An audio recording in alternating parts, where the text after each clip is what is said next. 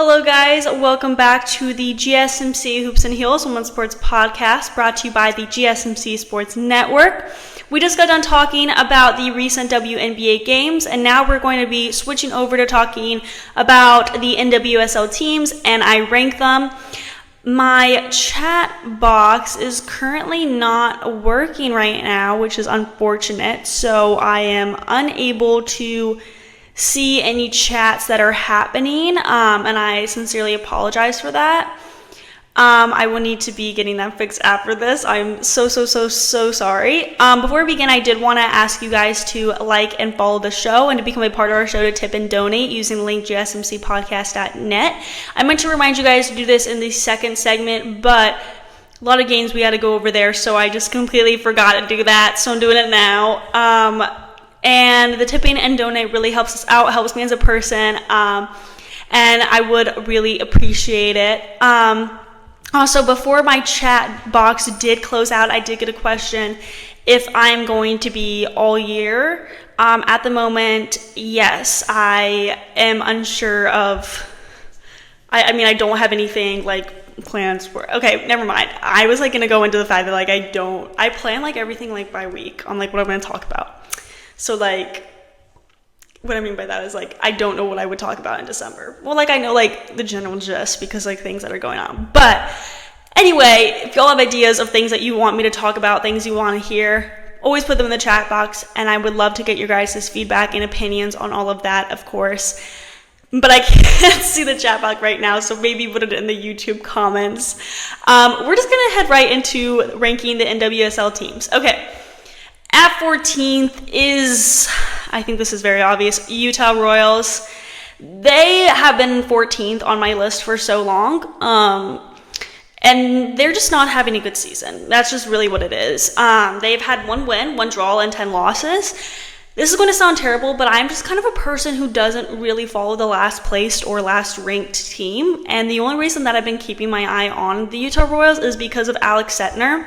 This is her first year playing in the NWSL, and she's been killing it for a rookie. She has already scored 2 goals for the Royals, but the team itself is just not doing too good. The team has been seeing a lot of staff changes in the season so far, and I think that might be putting a bit of an effect on how the team has been playing. I don't know. They have never... last season they didn't do great either. I don't know what's going on there. They're ranked 14th right now. At 13th, I had the Seattle Reign FC. They have 9 losses this season and 2 wins. They were standing in 11th, and their losses just kept bringing them down. On Sunday, the Reign had a chance to bring a new vibe into their season. They won against the Kansas City Current, who is currently undefeated. Despite coming out with some offensive punch, powered by the return of Jordan Hitima, the Reign crashed and burned defensively and fell 5-2 to Kansas City, and that's a very high-scoring game for soccer. Their unfortunate loss to this time sort of confirmed their inability at the moment to move up in the rankings, to be honest. At 12th is the Angel City FC. Their record stands at 3 wins, 2 draws, and 6 losses. They haven't won a game since May 3rd. Midfielder Clarice Lebejan provided the lone goal in a 2-1 loss at home against Gotham. The goal marks her first for Angel City and makes her just the 4th player to score for the SoCal side this season. There's star power in this team, but relying on 2 players... and I mean by that is Claire Esmili and Sydney Leroux, for 3/4 of your goals won't be sufficient. Kristen Press has been out because of an ACL injury, but she is set to return pretty soon, and hopefully once she recovers, her return will help the team. But this is not, I want to make it clear, these rankings are not like the standings, like the official standings, because this team is ranked I should make it clear. This team's standing is not at 12th. They're actually much higher. But the main reason why I have them ranked at 12th is because they have not been able to win since May 3rd. So even though their standing has not been affected that much yet, they just haven't been able to get a win. Okay, so at 11th is the Houston Dash. They have 3 wins, 3 draws, and 6 losses. Woo, there we go. They were previously ranked at 10th, so their losses are hurting them too much, but still they need to focus on their next game to get a win. Did I say they are hurting them too much? They aren't. sometimes when I say like contractions, it like doesn't make sense. Their losses aren't hurting them that much, but still they do need to focus on that win because they are moving down in rankings. They'll go against the Angel City FC on Saturday, and that will be an interesting, pretty evenly matched game. Diana Ordonez has been doing really good on this team, though, scoring 4 goals so far. And 10th is the Bay FC, and they keep improving and improving. The team was so close to their second clean sheet of the year. Though Penelope Hawking's stoppage time goal was a fitting moment for the historic occasion. The 2-1 victory in base 4th this season, marking more wins than any other team sitting outside the playoff positions. With no draws and 8 losses, though, the expansion side needs a focus on their defending and consistency as they head home for a surmountable run of games in the Bay Area. At 9th is the Chicago Red Stars. They have 5 wins, 1 draw, and 6 losses. Alyssa Nahir is their goalie, and I firmly believe she is one of the best goalies in the league. I think she's been a huge part of their defensive success, but as we know, you can't just have good defense. You need a dominating offense to get those goals, and I think they need to focus on that in their next game, which will be on Friday against KC Current. But to be honest, with how the KC Current is playing, I don't think the Red Stars are going to win the game. But maybe we'll see more defensive opportunities for the goalkeeper to be a star player for them. Who knows? Hopefully they can get some offensive opportunities. It would be cool if they could, flip around how they're doing by beating a team that is undefeated. But I don't know if that would happen, to be honest. At 8th is the North Carolina Courage. They were previously ranked at 6, and I think they have the potential to get back to that spot, but I don't know. They seem to be struggling to recover with their losses a bit. Their record is 5 wins, 0 draws, and 7 losses. They followed last week's 3-0 drubbing at the hands of Houston Dash with a more respectable 1-0 defeat to Portland Thorns this weekend. But the Courage are in dire need of a confidence boost. They've now lost 5 of their last 6 games, with the only one coming against the bottom of the league, Utah Royals. So, they're just struggling right now, I guess more mentally, because we know they have that physical ability to get back up there.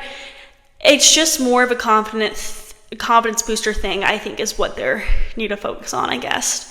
I don't know. That's a difficult thing to say because it sounds so simple when you say they need a confidence booster as a team. It's like, that's not... Yeah, but, that's not, that easy to do. I don't know. We'll see. They need a good win, and I think they'll get back on their stride. At 7th is the Racing Louisville FC. I've been really impressed with them recently. They've been doing really good. They were previously ranked at 8th, and they have been having a really good season so far.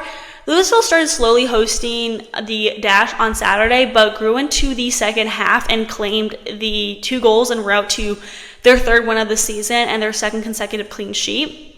They're not the flashiest team, but they can grind out results and they have some real quality in their ranks. Savannah DeMello is the side's top scorer as she's collected her 5th goal of the year in a decisive performance that also marks 3 goals in 3 home games.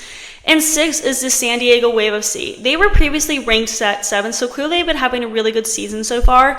The team put an end to Orlando Pride's historic 8-game winning streak with a 1-1 draw at Snapdragon this Friday.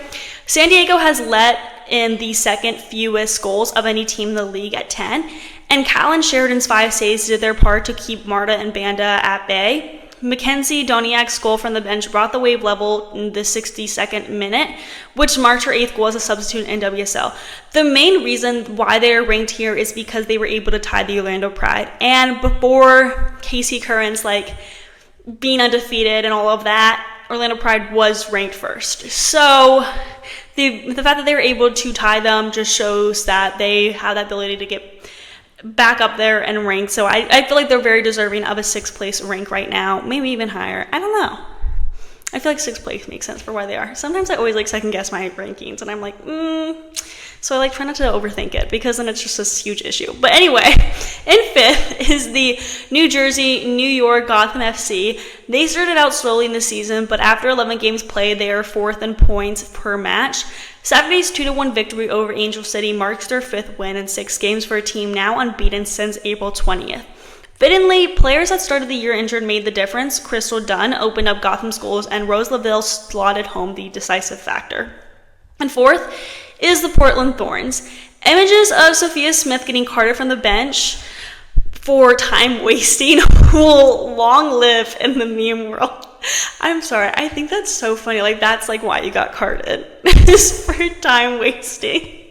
I don't know. Like, that sounds so funny. I used to play soccer, and I played soccer for more than 15 years, and if I got carded so many times for stupid things, but that would be like the end to me. Like, if I got carded for wasting time.